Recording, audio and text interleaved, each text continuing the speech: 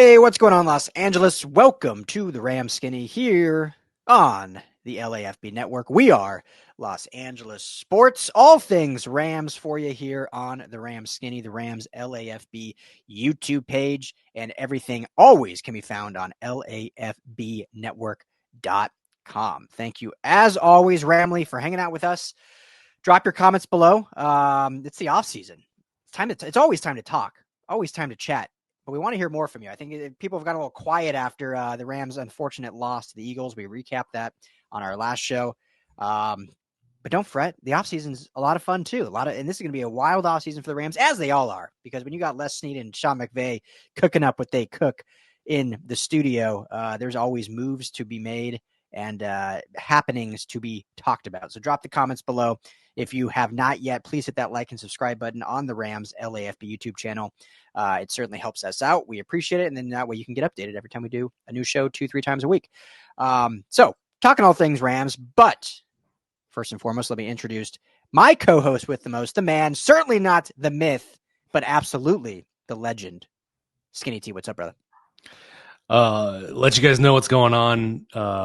Today is my Friday, so I'm exhausted. I am dragging it today. So I'm trying to bring some energy. I got a fresh cup of Joe here for you. So Me too. I felt like my energy even last show was a little bit low, probably just because we were talking about the loss, also Cooper Kupp and Matthew Stafford, all that news. It's not the most exciting thing to talk about.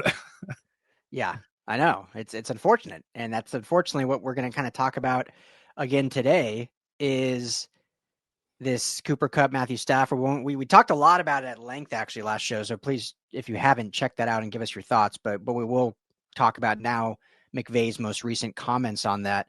And then also just talk about some free agents heading into this offseason and priority free agents that the Rams currently are going to be facing. But I feel I still got 2 days. Like this is just my Wednesday, I guess, and I'm exhausted.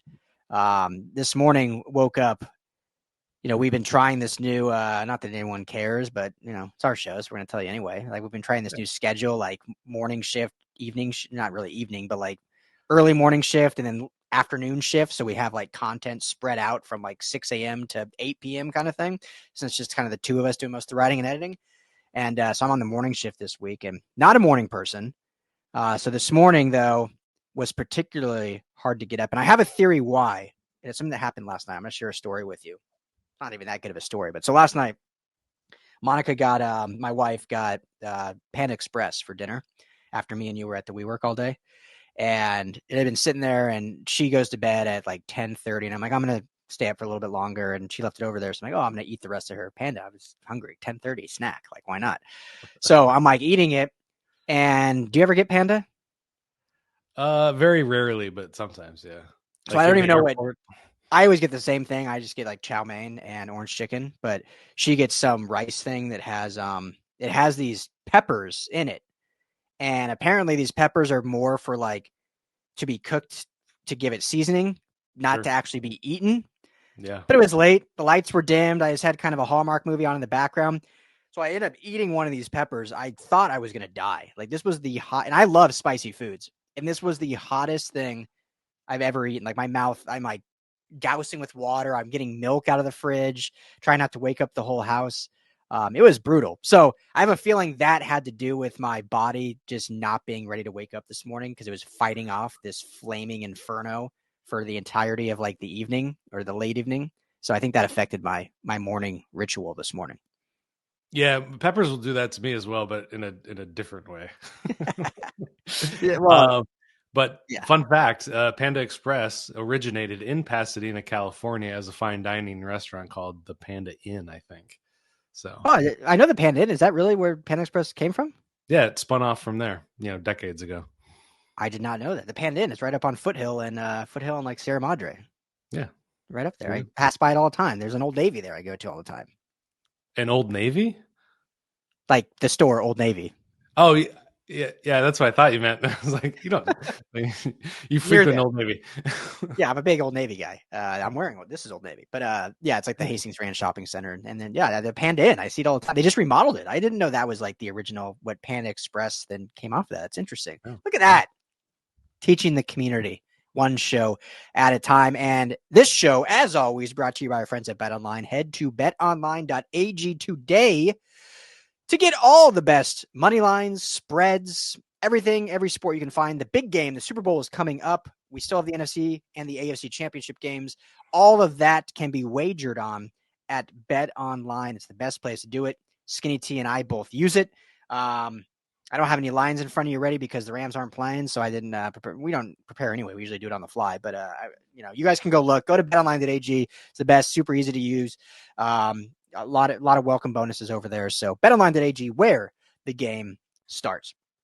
All right, Skinny T. So let's start with McVay's comments. I'll just let you. I know you said you prepared them in front of you, so he was asked kind of about the future of these guys, and his response. I don't know if it's telling, but we can read between the lines a little bit. Yeah, and I think with McVay, it's always been very much, we'll take care of this, when we come to it. I'm not worried about anything. I'm sure everything's going to work out just fine.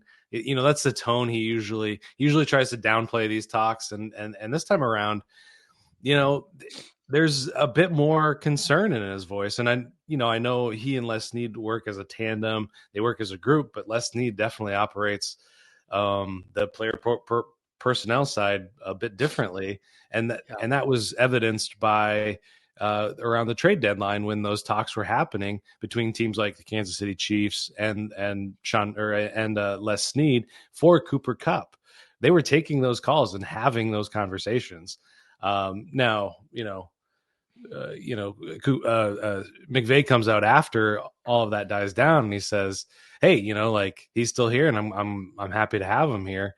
And but Les Snead was working behind the curtain there, working on that deal. So exactly what he said, what McVay said is, we don't want to have that go on again. That meaning contract talks with Stafford, like they did during training camp when he kind of did like a mini holdout. He says, "I don't think that'll be good for anybody. I think sooner than later, being able to get clarity, understanding, clear, open, and honest communication. I think there's a lot of love coming from our part, and I think there's a lot of appreciation coming from his part as well." He's talking about Stafford here. I think a lot sooner than later is the ideal scenario. Matthew and I have obviously talked. He knows how important he is to me and our football team. I thought it was a great dialogue. He's just being kind of open and honest about, there is a back and forth going on, which says to me that, what the Rams may want and what Stafford may want, they don't see eye to eye right now. Mm-hmm. Now, this is a negotiation. What are your thoughts?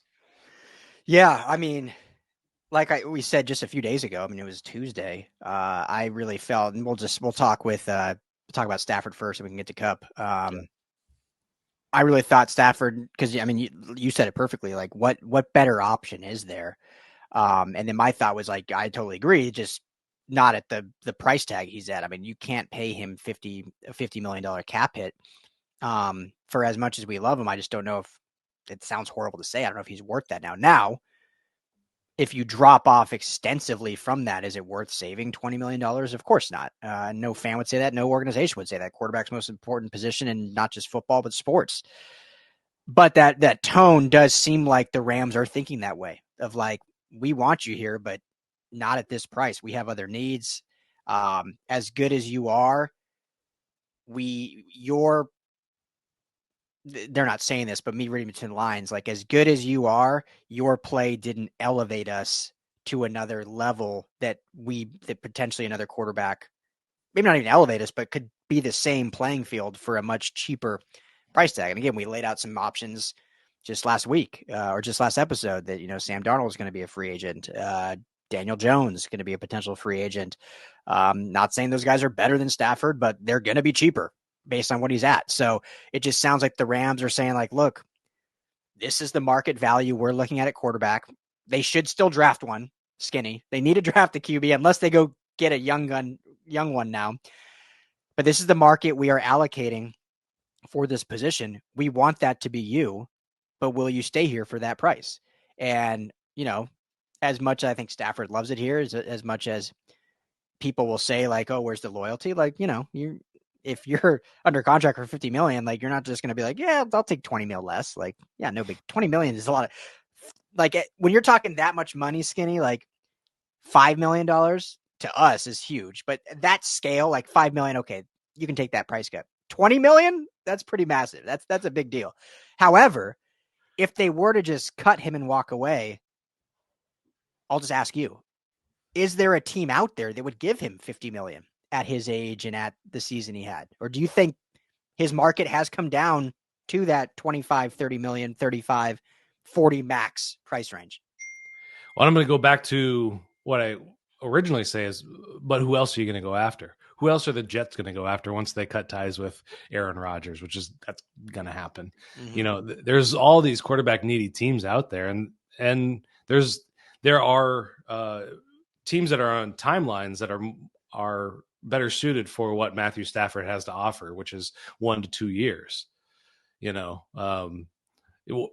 Thinking about Atlanta, do they want to explore an option like that? There's all sorts of teams that would love to take an upgrade at the position that aren't in a draft position because they did well enough. So this is the Rams corner they've painted themselves into. They don't have another option at quarterback. They don't have a succession plan in place. But McVay says this is the priority. Stafford is the priority. The quarterback, specifically what he said, is the priority. There are all sorts of teams that are willing to do stupid things for quarterbacks. You look at, Browns with Deshaun Watson.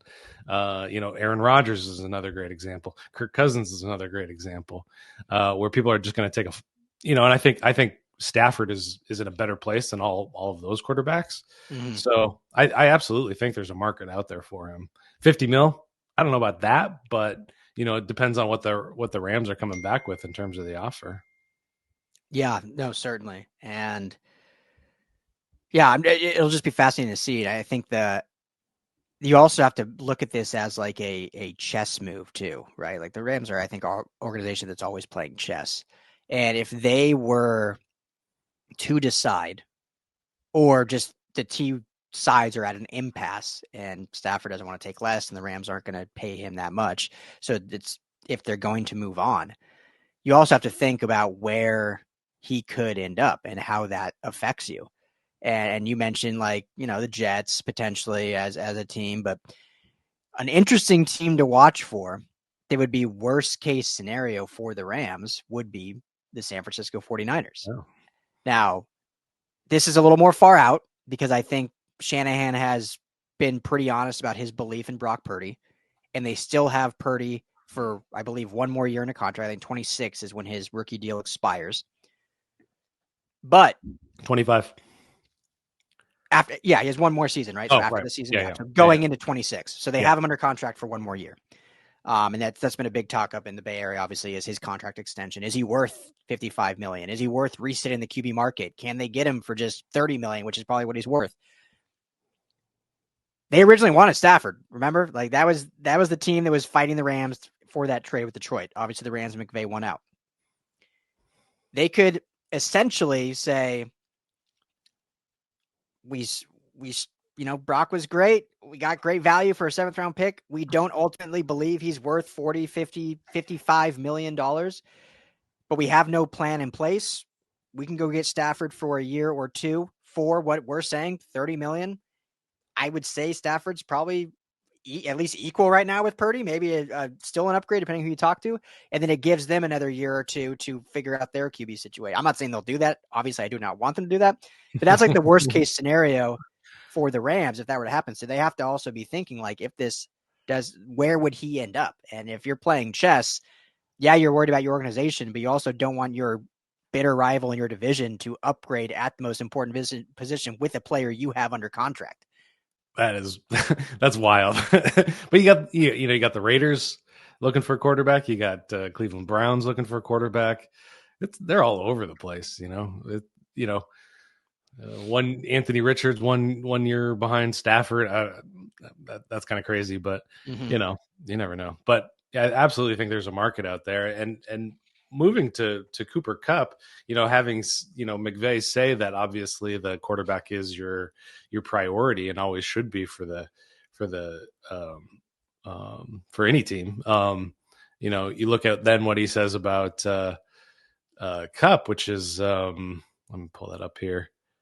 Uh, so Cooper has changed my life for the better. He has made a real impact on me, most importantly, as a person. These things are very real. You try to say, oh, it's business, it's not personal. Well, it all blends together because this is still relationships. I think he's honest about the situation.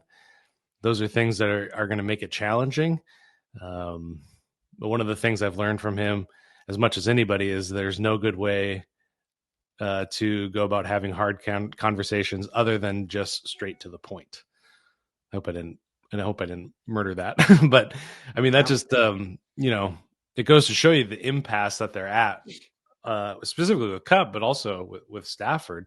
You know, like you were saying last episode, Stafford and McVay are pretty close in age, pretty close personally as well. Obviously, they've got a great working relationship with one another.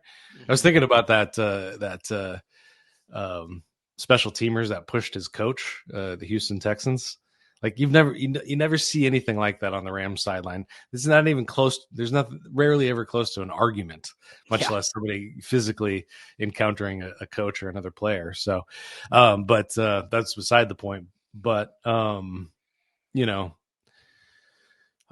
he's looking at this Cup discussion as a hard thing to ask, and it's going to be a big ask to take a big pay cut so that they don't have to then go back to Stafford and ask him to take a pay cut as well, because Mm-hmm. they just went through a contract renegotiation with him. It's Yeah. not like Stafford's going to want to come back to the table. Certainly his agents aren't going to want to come back to the give me less money for my 10% and all this work I'm putting in. Yeah. I don't know. Yeah. It's yeah, it's so hard. And Cooper Cup was John McVay's second ever draft pick as an Yeah. NFL coach. It was his first draft class. Revolutionized the team. Revolutionized the team. He took Gerald Everett with his first pick in the second round, and Cooper Cup was the next guy he took. So basically, when he was building his foundation as a first-time head coach in the NFL with the Rams, Cooper Cup was a guy he believed could help build that foundation, and he has been a pillar for this team in the Sean McVay era. I mean, they've built this together. Him, I mean, as great as Stafford's been, obviously he joined late, so it was basically Aaron Donald, Sean McVay, and Cooper Cup were the three, and then Jared Goff, obviously in the beginning before being traded, built this what the Rams foundation is, and so from a personal level, like I can't even imagine. I mean, I've gone through stuff with work, and everyone says it's business, but it's not. I mean, yes, it's business, but everything's relationship. Yeah. There's a relationship in everything we do. Makes it hard. But from the business side, there's absolutely no way that Cooper Cup will be back next year under his current contract. I think there can be a change. If there's any player in the NFL, or I should just say if there's any receiver in the NFL that would take a huge pay cut to stay, it is Cooper Cup. But I would not be shocked at all if he says, let me at least test the market and see. And because I don't even think any team would do a trade with his contract as it is right now. Like we said last episode, I think it's like a $27 million cap hit. And so I don't even think any team would entertain a trade. Now, when he's a free agent, there'll be probably 31 teams at least setting up a phone call. So I would not be shocked if he gets to a point where he says, let me test the market, see what it is, see what offers I get. And him going back to the Rams said, here's the best offer. Like, can you match that? Like, what if his offer goes from his 27 cap hit to, 16 or something? Like, would the Rams be like, all right, we can make 16 work. But here's the other piece of it that from the business side, and the one thing we didn't mention, obviously, that we talked the money. But if you look at the NFL, receivers, you have to have a Batman and a Robin. You can't have two Batmans. Has to be, and I'm not saying you can't have two elite receivers, but when it comes to pay scale, your pay scale has to reflect a Batman and a Robin. Very rarely, if ever, can you pay two Batmans? I think the only team I can think of in recent memory that's done it is the Buccaneers with Mike Evans and Chris Godwin, and Godwin's probably going to be gone this year as a free agent. But when you look at the others, it's all because you have a rookie receiver. When you look at the Vikings with Justin Jefferson, well, Jordan Addison's on a rookie contract. You look at the Rams right now, well, Puka Nakua's on a rookie contract, but Puka Nakua is about to become Batman. And so is Cooper Kupp willing to take that pay cut to be Robin, or do they need to find a new Robin, in a sense, as harsh as that sounds? So it's just the reality of how the sport works, because you can't, I mean, you have a salary cap. It's not baseball. This isn't the Dodgers where you just go get anyone you want. You have a cap. You have to fit within the cap. And so you got to allocate money to certain positions. And the Rams, as we've talked about many, many times, have the most expensive offense in football. And it was one of the worst offenses in football. So changes have to be made. You can't go into next season with still the most expensive offense and no changes, expecting it to just get better. And you need to put a little bit more of that money with the defense that's blossoming and growing, but you need to reinforce that by allocating some different things. So, yeah, I mean, that's the harsh reality of it, but you can't have two Batmans in terms of pay scale. Got to have a Batman and Robin, and the Rams are shifting right now who that Batman is, because this is Puka Nakua's team, and I hope Kupp is here to be the Robin, but I wouldn't fault him if he can get money elsewhere. And one thing we haven't talked about at all yet, and this is a distinct possibility, is Matthew Stafford just hangs it up. He decides he's done. Mm-hmm. Played most of the season, or well, a good chunk of the season with a bunch of cracked ribs. Yeah, got a beautiful little family at home. It's going to happen. You asked me 1 year ago today if I thought Aaron Donald was going to hang it up. No way. Maybe a 2% chance. On March 15th, 2024, Aaron Donald, the greatest of all time, was going to hang it up. As of January 20, whatever it is, I would have said no way. So that's still on the table, which shifts everything. Yeah. I mean, then you got to find. Then you're calling Jimmy G. You're calling Daniel Jones. You're flipping through the phone book trying to find some McNown or some Osweiler, somebody out there to step into that role. I was doing my very first, I've been looking at the draft stuff. Very first draft article for the Rams. Max Brosmer from Minnesota. Yeah. He's a fun prospect. Yeah. He seems like such a McVay kind of guy too. Yeah. He's I think he's going to be that guy that flies up draft boards after. I don't know if he's in the Shrine Bowl or the Senior Bowl. He was the Shrine. Yeah, that was Shrine, the article I wrote. Yeah. Okay, so he's at the Shrine Bowl. But I would not be surprised at all if he rockets up boards. I mean, he played obviously with Minnesota last year. Before that, he transferred from an Ivy League or something. New Hampshire, I believe. New Hampshire, not Ivy League, but East Coast. So has a lot of playing experience. But anyway, that's for another discussion. But last thing I'll say, and then we'll talk some priority free agents. When talking Stafford, and I laid out some scenarios, not really, I just talked about the Niners really. But there are definitely skinny, to your point, there are absolutely teams that would for sure take Stafford, even at his age, whatever, depending on the price tag. But if you're Stafford, is there a team out there? Because, what is he, 37, 38? He's going to be 37 soon. I don't know why I thought he was older, but so he's 36, going to be 37. But either way, I think he has probably 2 quality years left. Maybe. Probably, give or take, depending how you define quality, I guess. Yeah. He won't be the same Stafford 2 years from now, but I think he has 2 years we can still elevate a team. If you're him, regardless of money, is there, and now I'm kind of asking you to think about it, is there a team or a situation out there that needs a quarterback that would actually give him a better opportunity to win a Super Bowl than the Rams? Because at his age, you're not, like I said, it's tough taking a $20 million pay cut, but I don't think he's going to play these last 1, 2, 3 seasons for the money. He's made enough money. Obviously, he needs to get to what he thinks is fair for his value. But at this point, it's about being around a good group of guys and trying to get one more Super Bowl before he retires. If he gets, I think he's already probably a Super Bowl or a Hall of Famer, in my opinion. But if he gets one more Super Bowl, it's a lock. He's a first ballot Hall of Famer. Is there a team that needs a quarterback that would give him a better opportunity than the Rams. And that maybe that weighs into it. He's like, you know what? It's not about the money. 20 million, that hurts, but where else am I going to go to have a chance to win a Super Bowl?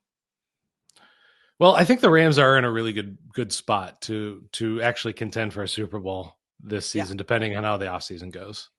They got to do a good job with the draft, nail some free agency stuff, but just for the sake of the conversation, I'm looking at two AFC North teams, the Steelers and the Browns. Okay. Those are my top two options. Steelers and the Browns, they both have great defenses already set up in there. Browns have had a good offensive line. If Nick Chubb can get back to himself, that's a scary team with a legitimate quarterback in there. You saw what they could be with Joe Flacco. You saw what they could be with Jameis Winston. Drop Stafford in that, Yeah. Yeah, that's probably, I think it's probably those two. And as crazy as it sounds, the Vikings. Because again, I think we've that crossed my mind. Well, I think we've heard enough now that they're probably moving on from Sam Darnold. They believe in JJ McCarthy as the future, but who's to say McCarthy will be ready even week one? Like maybe he needs one more year. Why not take Stafford on a 1-year deal? And they're obviously set up for success right now where they're at, and it doesn't look like they'll lose any coordinators. Flores, I think is still interviewing, but it doesn't seem like he's trending as one of the top guys. So they should have everything fully intact to kind of run it back. But I think, in my opinion, the Rams out of all those teams are still set up the best to go on a Super Bowl run. So like if I'm Stafford, again, like I'm not going to sit here and pretend like I'd walk away from $20 million, but with how much he's made, if it's not about the money, I'm saying, okay, let's figure this out, because why would I go somewhere that has a less shot to win than it does here? Yeah, no, I think he'll be back if the Rams want him back. Yeah, exactly. Unless they're just like, we're ready to just move on completely, which I can't see them doing that with no plan in place. Yeah, I have a hard time seeing that as well. But I was thinking about does McVay just have like a 4-year cycle with quarterbacks where he just gets sick of seeing them? Like after 4 years with Goff, he was like, yeah. I don't think that's it, but just these thoughts that come to mind. I was telling you yesterday, like the Rams quarterback situation is in my head constantly. Like I'm always like thinking of different options and how they're going to get out of this pickle they're in. But yeah, it's crazy how the two right now LA legends, two Texas high school teammates, and both there's questions if their teams even want him anymore. Clayton Kershaw and Matthew Stafford. Well, I think Stafford's fans do. I can tell you that much. All the fans do. Oh yeah, absolutely. Yeah, I think Stafford's got more in the tank than Kershaw. Yeah, Kershaw's one of the best pitchers of all time, but he's kind of like would be like a bullpen, nice like story kind of situation. That sounds rude, but I think that's just facts. But I'm not gonna sit here and pretend like I know have a ton of baseball knowledge. But anyway, his contract doesn't count against the cap, so that's the big difference. Yeah, exactly. Like who cares? Like they got some. Like what's another $10 million a year for a bullpen arm that is a fan favorite. All right. Well, let us know. Me some money for no reason. That's just for being like an Angelino, right? Yeah. I don't need a freaking bobblehead. I'm a 34-year-old man. I don't need a bobblehead. Give me some cash or something. Yeah, that's what I want. Yeah. Let us know in the comments what you guys think. I know we talked a lot Cooper Kupp, Stafford last week, but obviously that is the conversation right now, and that is the future of this team. And those are two of the most important figures of this organization for recent memory. And obviously the quarterback position is the most important position in sports. So it's going to be a lot of decision making, and we may, hopefully, if we got to jump on a live on the horn for breaking news, hopefully it's with good news. But we'll see what that happens the next kind of. I bet by next week there'll be some clarity on that. I don't know if they'll. Well, the timeline. McVay did say they're going to sit down at the end of next week, so that's kind of the timeline that they're looking at for both of those guys. Yeah, and they want to do right by them too. And if it is going to be a cut, they want to give them ample time in free agency and all that jazz and whatever. So, should we discuss the current free agents, or do we just Yeah. at this point save that for next episode? I didn't know if we'd go this long already. Yeah, no, let's hit these. It's it's such an interesting list, and it's I think it's pretty cut and dry. I mean, for me anyway. I don't know. Like I don't think they're signing many of these guys. Yeah. Well, so on defense, let's just start on defense. So all of their free agents on defense, you got Keller Right. Witherspoon, Laurel Murchison, DeVell Gallimore, Bobby Brown, Michael Hoyt, Troy Reeder, Christian Rosebroom, Jake Hummels, a restricted free agent, and then John Johnson. Do you see them bringing back any of those? I could see them Michael Hoyt. Um, unless he's like, and he may have. He's an interesting piece, but he's almost like the well, I'm blanking on the guy from New Orleans that's got he does all the jobs. Got hurt this year. Their quarterback Oh, slash on offense, tight end slash running back. Taysom Hill. Yeah, he's sort of a Taysom Hill for the defense, for the Rams defense. So I think he has a lot more value for the Rams than anybody else. Christian Roseboom, maybe just because they've got Omar Spates on. Omar Spates is the only other linebacker under contract right now. They're not going to go sign like a big free agent. I could see them going after another guy in the draft, 5th round, something like that. But I mean, I think those are the only two on defense.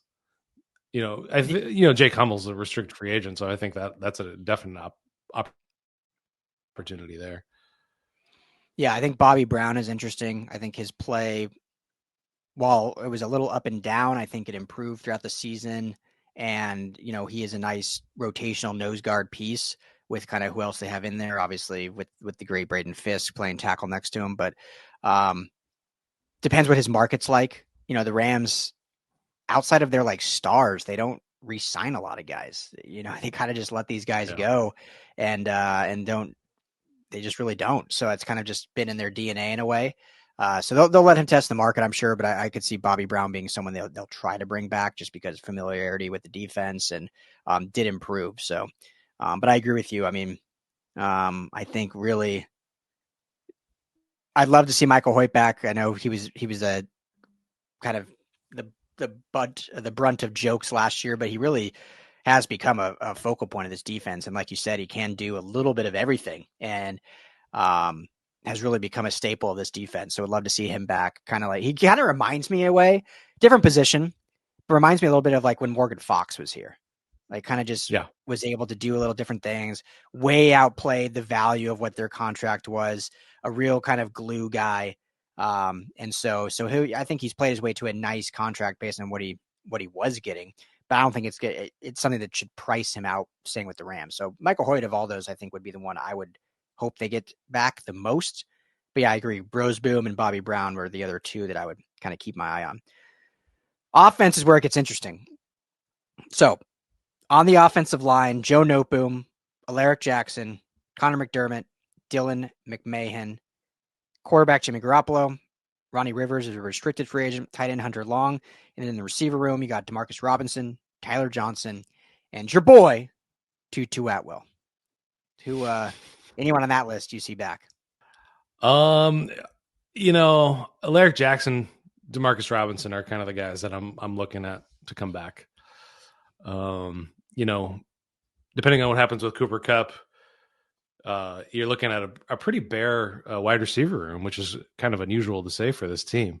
Mm-hmm. So, having a guy in there that Stafford trusts, he started to go to him a bunch. He was a big asset in the red zone, big asset, in deep throws. So I can definitely see that. And then left tackle, it's a tough one because it's really expensive. So either you're paying a whole bunch in free agency for one of the premier guys, which, let's be honest, the Rams in free agency have a lot of strikeouts, and they don't often dip into that pool. And when they recently have with kind of the splash ones, I'm thinking Allen Robinson and Jonah Jackson, of course, just busts, just completely did not work out. So, maybe that's first round draft pick right there.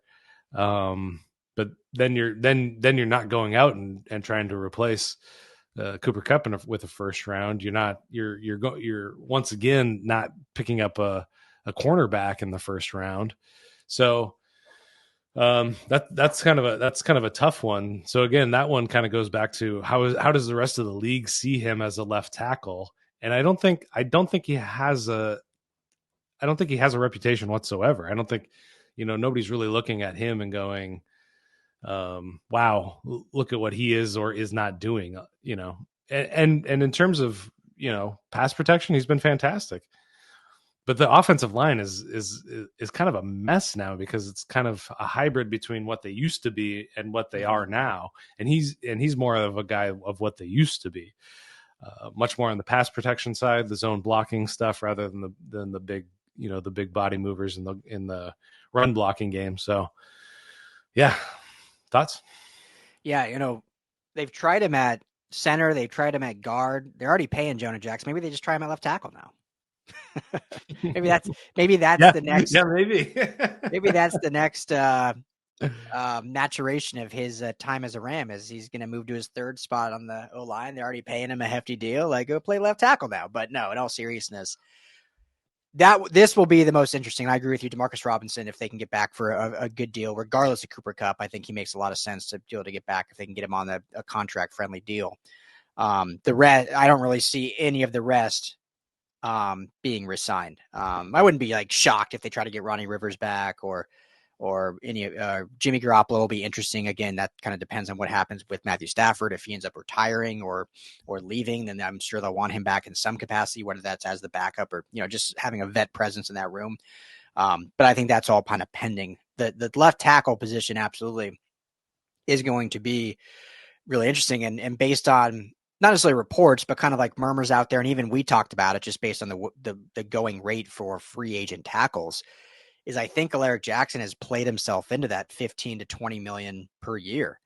And like we said last show, if the Rams decide, yep, we believe he's the tackle of the future, and they give him, let's say, eight, we'll just go right in the middle and give him 18 million, they just cut their cap space in half. Now, obviously, if they don't have Cooper Kupp and Matthew Stafford, they just quadrupled their cap space. So then they absolutely can get Jackson.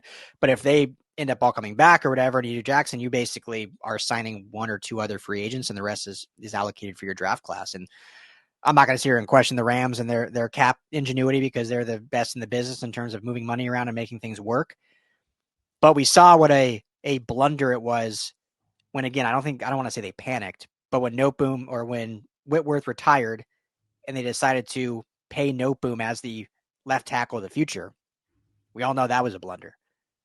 When they decided just this offseason to go and pay a injury-prone Jonah Jackson, we've seen that was a blunder. I'm not saying Alaric Jackson is going to be a blunder. He, I think, played admirably, but has he done enough to say, yep, we'll allocate 15 to 20 million for that position locked up for the next 4 years?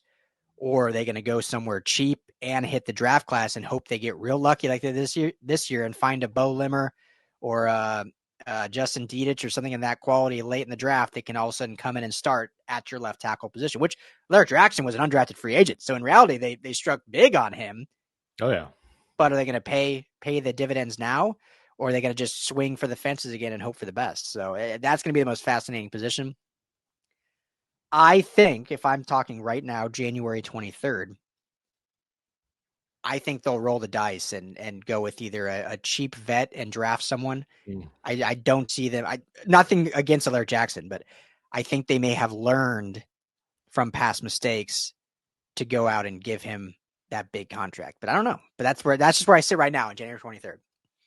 Well, and they have a problem that they have to solve, which is protection for Matthew Stafford. There's a reason he got his ribs broken because he was getting hit a lot. Yeah. Hit a lot this year.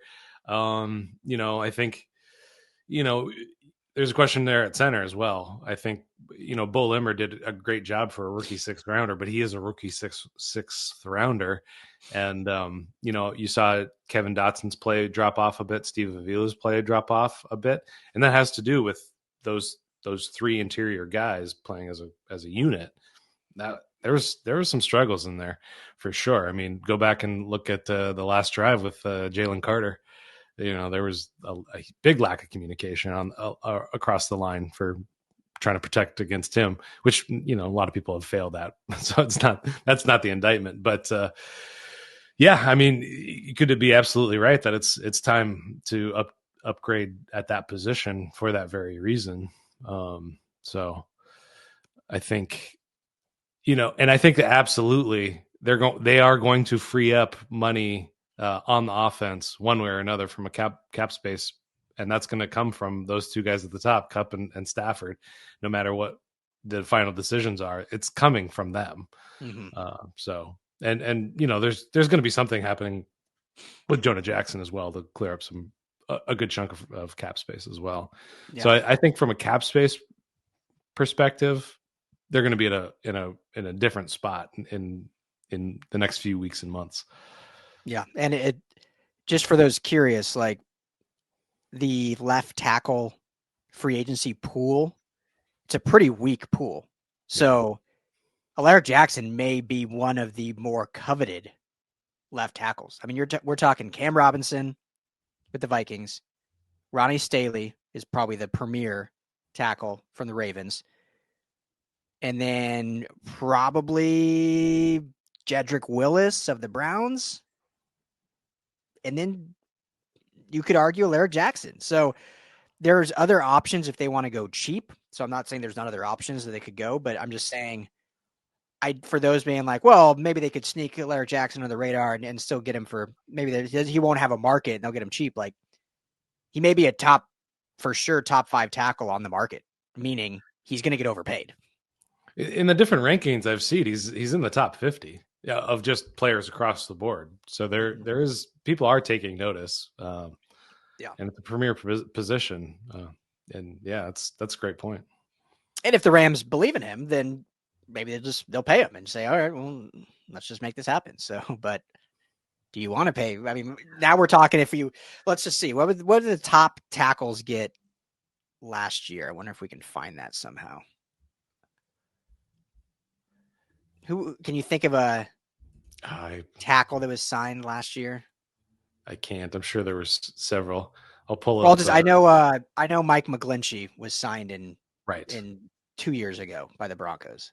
And he was one of the considered top guys. And he signed let me see what the full I mean, you're looking at, the top of the line, you got Trent Williams. He's averaging $27.5 million a year. Darisaw is $26.5 million. Tunsil's $25.5 million. Andrew Thomas with the Giants, $23.5 million. Jordan Mailata, 22. Bowles, 20. So, I mean, you got to think he's in that 20 range. Yeah. And they got McGlinchey for 1, 2, 3. I think it was like a 5. I don't know. But yeah, it was a $87 million deal over 6 years, which is $20 million about ish. No, 15. I don't know. Terrible. You guys get the point. But everything you just said about those top left tackles, technically McGlinchey's a right tackle. And he's in that same age, 27, 28 years old, which is what McGlinchey was, which is what Bowles was. So we'll see. That's going to be Cup and Stafford are the two premier guys. That's going to be the main focal point. And then after that, it's what's going on at left tackle to me. Yeah. Do you think they're targeting any free agent positions? Do you think they're looking at cornerback, safety, I love talking about the Rams because what I think makes sense, they always do the opposite. I mean, how many shows last offseason, Skinny, where we they need a veteran defensive line. They need to go get a backer or sign Ernest Jones the extension. What do? They go get a safety.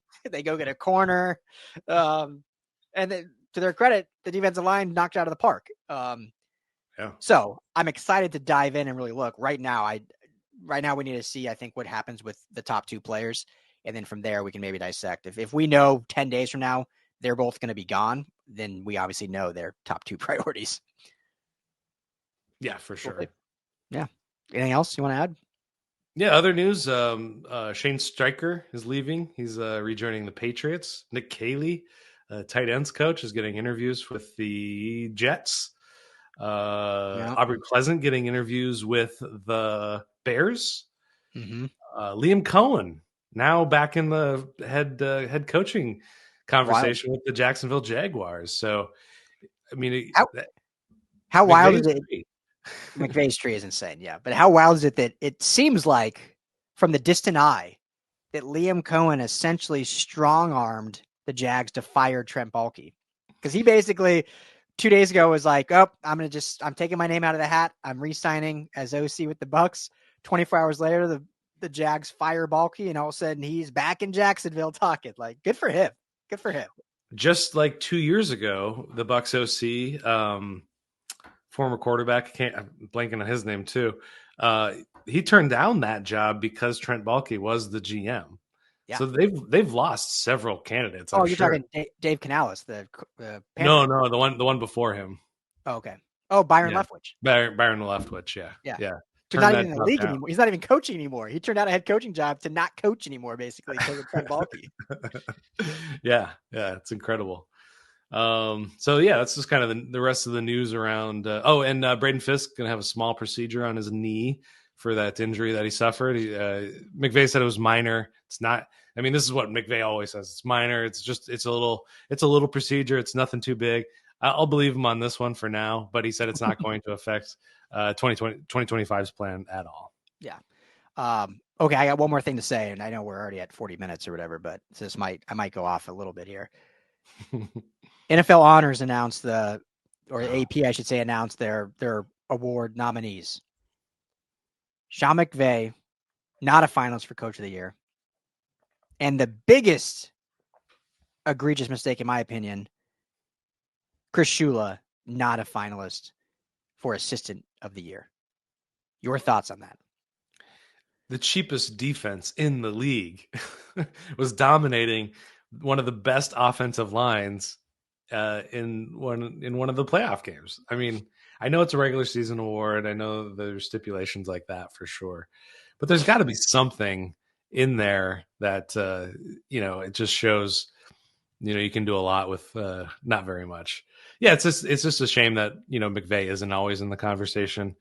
But that Shula one, yeah, I think to me, I think it's probably kind of like the Kobe Turner conversation last year around defensive rookie of the year. There were voters that didn't even know who he was on the ballot. And Aaron Donald's shadow casts long for sure, Yeah. but it's like, pay attention, people. just take a look, beyond just like the they probably just look at the top 5 defenses and say, who are the coordinators for the top 5 defenses? The Rams weren't a top 5 defense, that's for sure.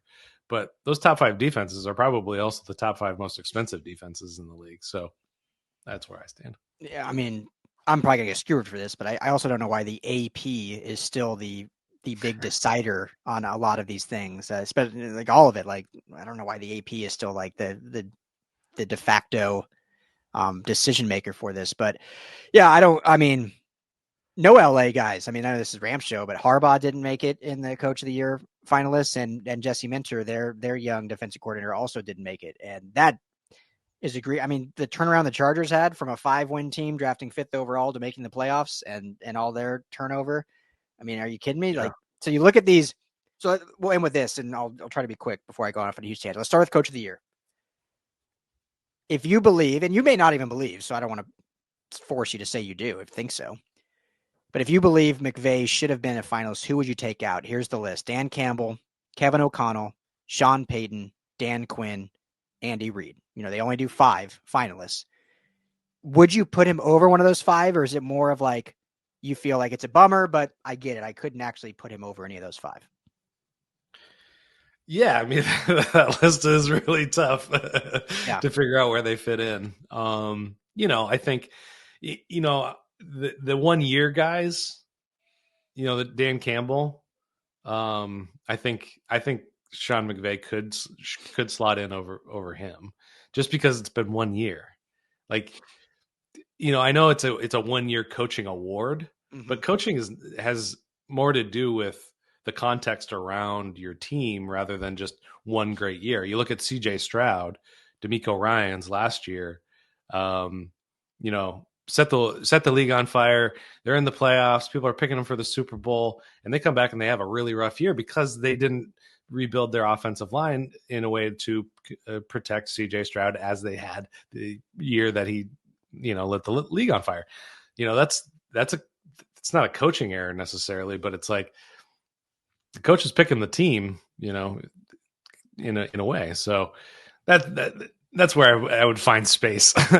But I mean, Dan Campbell did a phenomenal job, and So for me, I look at like, what adversity did you overcome to get to where you are? Because again, if it's as simple, I'm not disagreeing with you you're saying, but if it's as simple like who is truly the best, McVay should be in this every single year.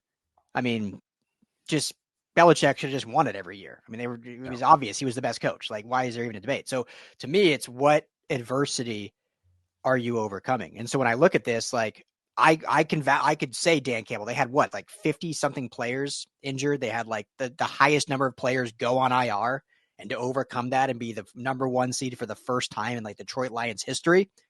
Cool. Pass. Kevin O'Connell. We don't need to go into how great the Vikings and what he did for Sam Darnold, turned them around. Sean Payton and Dan Quinn both took bad teams, both had rookie quarterbacks, both make the playoffs. I put them in there. For me, I'm taking Andy Reid out. And I know that's crazy, but to me, and I think I said this before, like, he just has to show up at the office. And that's not taking anything away from Andy Reid. I think Andy Reid is fantastic. If we're just talking like simply best coach, then give it to him every year. I mean, they've won 3 Super Bowls in the last 4 years, but you're talking the coach of the year in terms of what you've got overcome. You've got Pat Mahomes. Your defense, Spagnuolo has been your defensive coordinator basically since you've been in KC. Your special teams coordinator, Dave Tube, has been your special teams coordinator basically since you've been in KC. Like, there hasn't been a lot of adversity. I get they only lost 1 game. Like, I get that. But not to mention all, they get all the refs help, but that's a whole nother conversation. But to me, I just don't see a huge amount of adversity they had to overcome outside of losing 1 game, which I'm not saying that's for nothing. But when you look at what McVay overcame with not only their injuries early in the season, not only being 1-4, not only revamping the entire defense, not only losing half his defensive staff again, losing offensive staff, like losing, Zach Robinson, offensive staff members, like the adversity he had to overcome to then make the playoffs and win a playoff game. Again, I know it's a regular season, but to make the playoffs, unquestioned. I'm taking Andy Reid out. Yeah, I was leaning towards that, but it's so hard to take Andy Reid out based on my argument, which is the kind of how they've built the team. Yeah, exactly. To be what it is this year. Yeah. Sean McVay will have the same offensive, defensive, and special teams coordinators for consecutive seasons for the very first time in his career, except for when he was the offensive coordinator and he had Wade Phillips and John Fossil. Crazy. Yeah. That's wild. Okay. Now quickly, the assistant coach. And this is the one I have the big problem with. Like, the fact that Chris Shula and Jesse Minter are not finalists here is outrageous to me. And a lot of it's for the same argument. Joe Brady, I'm not taking anything away from Joe Brady, but like, this is what now, his 3rd season as OC. He was the QB coach before that. So he's been with Josh Allen. Like, I know they had some turnover at receiver, but you've got the similar offensive line. Joe Brady's been there for 3 years.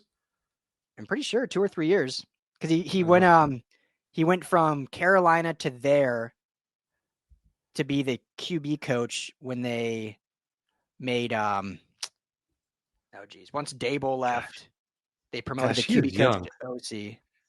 Yeah, but anyway, 2023 he was the interim offensive coordinator after they fired that fellow. Yeah, I can't think of his name either. Former quarterback, but yeah. And then he was, I think, QB coach before that. So yeah, he's been there 2 or 3 years. Vic Fangio is, it's hard. I get it, because statistically, Philly had like the best defense in football. So how do you not put him in there? But I mean, look what he's working with. I mean, that talent pool is unreal. But I understand the reasoning for having him in because of just He's being number Fangio. one. And yeah, Fangio. Flores, I wouldn't put in, to be honest. Not that he was bad by any means. Minnesota had a good defense, but they were up and down. I think for a lot of the season, they looked dominant sometimes and undominant others, and they had a lot of talent. But I'm not against it. Aaron Glenn and Ben Johnson both. I can see them being in because of the same argument for Dan Campbell, overcoming injuries. And so that would be the one reason I'd have them in, is overcoming injuries. But again, a lot of same system. They've both been there for a little while now. They've been under Dan Campbell since Dan Campbell was hired. So they've been in the scheme and all that. Again, to me, Chris Shula, what he inherited as the cheapest and youngest defense in all of football, with an average starting experience of half a year on the defensive line, 2 basically undrafted free agents as your linebackers, and a patchwork secondary, and you see the progression of advancement week over week over week. Like, that is coaching. Like, sure, you look at the full body of work and you say, oh, look at that. Okay, the Vikings defense this. But the Vikings defense steadily almost got worse as the season went on. Yeah. The Rams defense got better and better and better and better and better. And they had deficiencies, obviously, and that was, I think, more on talent than it was coaching. That is what the coordinator is supposed to do, is see those steady improvements, and that's exactly what he did. Whereas others were, it's like, I didn't see that. So I think Sean McVay should be in it, but to me, Chris Shula is a huge snub not being the assistant. I thought he should win it, but to not even get nominated as a finalist, terrible. Chris Shula, you're our assistant coach of the year here at the LAFB Network. Yeah. Okay. LAFB's assistant coach of the year. Yeah. It's like you're handed this young defense, and then you're told, shortly after that when you're hired, you got to do it without Aaron Donald. Oh, yeah. But you know what? This great piece in the middle, that your communicator, your leader of your defense, that's on the field 99% of the snaps. Oh no, you don't get him either. Traded. Figure it out. Figure it out. Traded. Oh, but we re-signed Troy Reader for you. Re-signed him. You like some John Johnson and some Michaela Witherspoon? I mean, think about this defense. Their biggest contributors: Cam Kinchins, rookie; Braden Fisk, rookie; Jared Verse, rookie; Kobe Turner, second year; Kobe Turner, second year; Byron Young, second year; Kobe Durant, second year. What are we talking about here? Michael Hoyt, converted defensive lineman. Yeah, Michael Hoyt, utility Taysom Hill man. Like, throws up a 31-year-old Darius Williams. Like, what is this? What is the AP doing? That's why the AP should not be. The AP is almost as bad as the Baseball Writers of America, that one person did not vote for Ichiro in the Hall of Fame. Like, what are we doing here? What a jerk. All right. Super Bowl prediction. Who's going to Super Bowl? Oh man. I'm going Bills Eagles. Darn it. That's what I'm going to do too. Yeah. I'm picking against the Chiefs, not because I think the Chiefs are going to win. I just don't want them I don't want them in the game again. I don't think there should be 3 Super Bowls in a row ever. Period. Yeah. I love that it's never been done. It's great. Yeah. I mean, if anyone can beat him, it is. But I think anyone can beat the Chiefs. It's weird. The Chiefs are that weird team that I think anyone can beat them, but they just obviously only one team has, and it was Buffalo. But it's in KC. We know the whole refs thing. And then Eagles Washington is so interesting, because going to the playoffs, Washington was like, oh, what a good story, but I didn't think there was really any legs to it, and here they are knocking off everyone in front of them, and they're no slouch. I mean, they could certainly take down the Eagles. They played them twice already. Well, this is the best evidence for my terrible Dan Campbell take. So, like, they're one game away from the Super Bowl with a rookie quarterback. Yeah, he's a good coach. Yeah. I mean, Dan Quinn's going to win. Dan Quinn's going to win, coach. Yeah. So, okay. Well, yeah, there we go. And I thought we were going to go for like 20 minutes, and there we go, an hour. So, thank you, Ramley. As always, let us know what you guys think. Please try to calm me down on my anger over these snubs.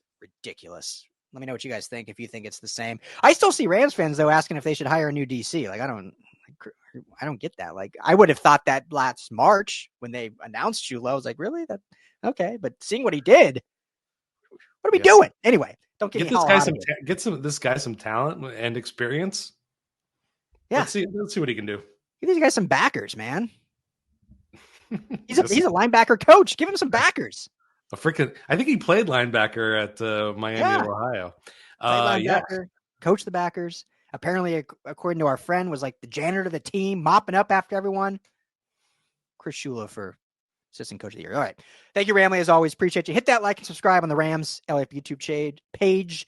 You can find us on audio platforms under Rams Skinny and everything at LAFBnetwork.com. Thank you all. Be well, be safe. Have a great weekend. We'll all talk to you beginning of the week. Later.